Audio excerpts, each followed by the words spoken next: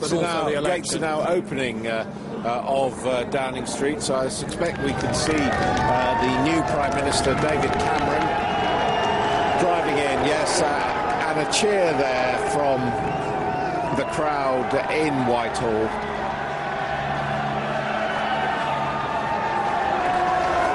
David Cameron driving straight in to 10 Downing Street.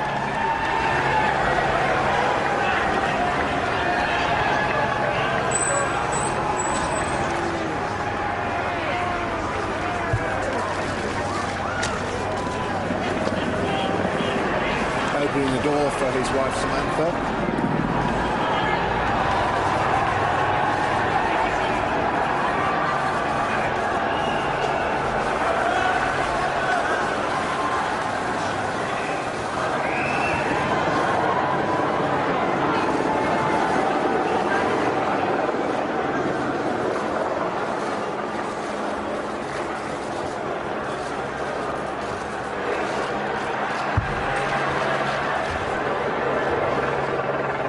Her Majesty the Queen has asked me to form a new government, and I have accepted.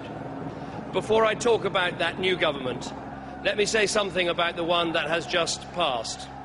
Compared with a decade ago, this country is more open at home and more compassionate abroad, and that is something we should all be grateful for. And on behalf of the whole country, I'd like to pay tribute to the outgoing Prime Minister for his long record of dedicated public service. In terms of the future, our country has a hung parliament where no party has an overall majority, and we have some deep and pressing problems: a huge deficit, deep social problems, and a political system in need of reform. For those reasons, I aim to form a proper and full coalition between the Conservatives and the Liberal Democrats.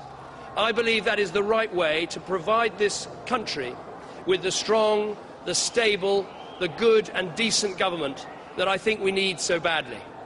Nick Clegg and I are both political leaders who want to put aside party differences and work hard for the common good and for the national interest. I believe that is the best way to get the strong government that we need, decisive government that we need today. I came into politics because I love this country. I think its best days still lie ahead, and I believe deeply in public service. And I think the service our country needs right now is to face up to our really big challenges, to confront our problems, to take difficult decisions, to lead people through those difficult decisions so that together we can reach better times ahead. One of the tasks that we clearly have is to rebuild trust in our political system. Yes, that's about cleaning up expenses. Yes, that's about reforming Parliament. And yes, it's about making sure people are in control and that the politicians are always their servants and never their masters. But I believe it's also something else. It's about being honest about what government can achieve. Real change is not what government can do on its own. Real change is when everyone pulls together, comes together, works together, when we all exercise our responsibilities to ourselves, to our families, to our communities, and to others. And I want to help try and build a more responsible society here in Britain, one where we don't just ask, what are my entitlements, but what are my responsibilities? One we don't ask what am I just owed, but more, what can I give? And a guide for that society that those who can should, and those who can't, we will always help. I want to make sure that my government always looks after the elderly, the frail, the poorest in our country. We must take everyone through us on some of the difficult decisions that we have ahead. Above all, it will be a government that is built on some clear values. Values of freedom, values of fairness, and values of responsibility. I want us to build an economy that rewards work. I want us to build a society with stronger families and stronger communities. And I want a political system that people can trust and look up to once again. This is going to be hard and difficult work. A coalition will throw up all sorts of challenges.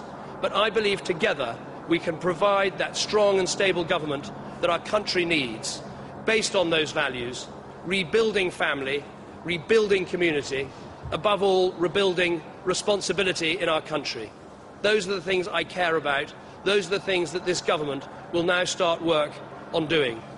Thank you very much.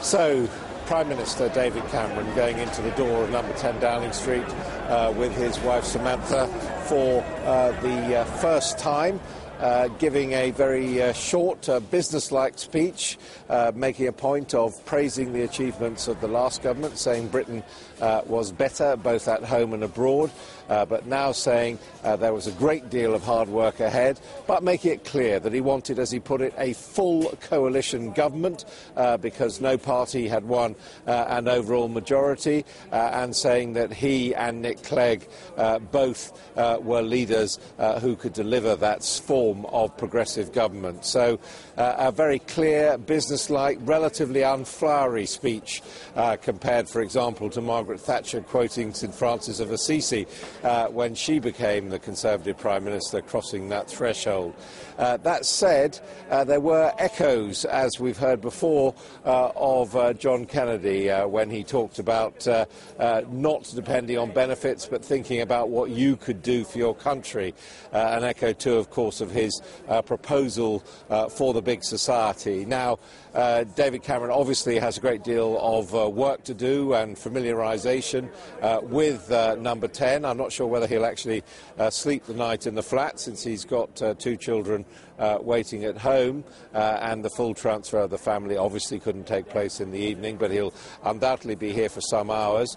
We are told, however, that the business of appointing a government will not get fully underway with names until tomorrow, and it's got to be a coalition government, so there will be roles for prominent Liberal Democrats as well, then, of course, he has still some days until a week today when Parliament returns. Adam, let's just show people once again the formal moment when David Cameron accepted the invitation of the Queen to form that coalition government. This still, as you can see, showing that moment inside Buckingham Palace. But I have to say, Adam, the contrast with Tony Blair arriving at Downing Street back in 1997 couldn't have been stronger. There was a cacophony of sound and so many protesters waiting at the gates there of Downing Street. Yes, there always are. These days, a lot of protesters round Westminster. One of the changes that New Labour did was they adjusted the law, so it is possible to demonstrate around the precincts of Westminster, and there are a lot of people who, of course, want to take advantage of that, including the permanent protest now in Parliament Square against the Stop the War campaign, which this week has grown into a democracy village. There are also a lot of protesters around at the moment for the Fair Vote Society, and as you said, there are some die-hard No Labour supporters still waving their banners. I think the point of all of that is that David Cameron accepts that 2010 is not 1997. There isn't a great mood of rejoicing and expectation with the election of this government, as there was with the massive landslide for Tony Blair's New Labour. And of course we haven't seen a party even getting an overall majority. He's had to form a coalition government. It's a task which he appears to have embraced with some enthusiasm, genuinely managing to make the Liberal Democrats an offer they couldn't refuse, certainly in comparison to the apparent approach of the Labour Party, according to John Oates, the Liberal Democrat spokesman, who heavily critical of the attitude that Labour adopted. So it is a different time, a time where there's a lot of hard work ahead, and a time where, as David Cameron made clear, Britain faces a menu of unattractive economic choices. And in terms of the names of government, you say the process of that won't fully get underway today. It'll have to wait until tomorrow. But what's your understanding about the room that's been made in Cabinet for the Liberal Democrats? Well, my understanding is that there is a written agreement between the two parties which outlines their mutual responsibilities and obligations, that this does detail to a certain extent government posts, and I think we should probably expect maybe 6 or 7 Liberal Democrats to actually be in the Cabinet. But I think there is still probably some room for discussion. We're not expecting announcements tonight. I think